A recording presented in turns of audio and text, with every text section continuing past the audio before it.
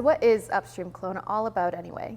Upstream Kelowna is a group of people and organizations, including your school and youth-serving agencies, working together to support you and your friends to stay in school and have a healthy, thriving life. Our goal is to use a simple assessment today to figure out who here might need a little help to do that. What kind of help are we talking about? Upstream can connect you and your families with supports related to mental health, family, school, employment, recreation, housing, culture, anything really that might help you build up skills and resiliency. Even if you do not need the supports, completing the assessment can still help us learn more about your school and your community. So today, you can help us create some positive change. If you do decide to get connected, you and your family might work with people at your school, outside resources, or an Upstream support person just like us. An Upstream support person provides a safe space for students to speak freely and without judgment about their day-to-day lives. Most commonly, we deal with issues such as anxiety, life skills, relationship with peers, and family, as well as access to resources. Let's talk a little bit more about this assessment today. We use an assessment to ask you a variety of questions concerning your school life, home life, mental health, and relationships. When you do this assessment, you're not going to put your name on it, only your student number. After the assessment, all the information gets sent to a university in Toronto. They'll turn it into a confidential report.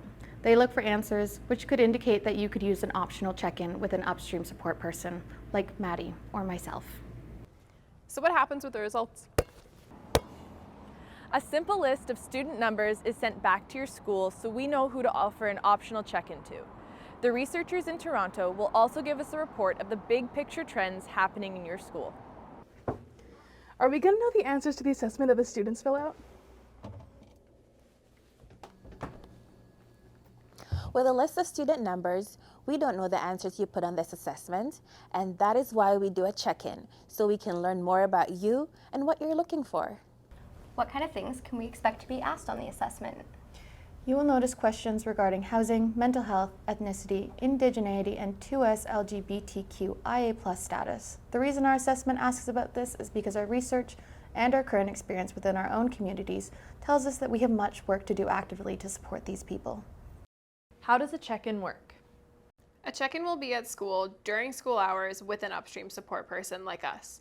On the day of your check-in, we have worked with your school to excuse you from your class. Just because you are offered a check-in doesn't mean you necessarily need any extra support in your life. That being said, we encourage you to give it a go. Sometimes we find that students get interested in our programs once they've met us.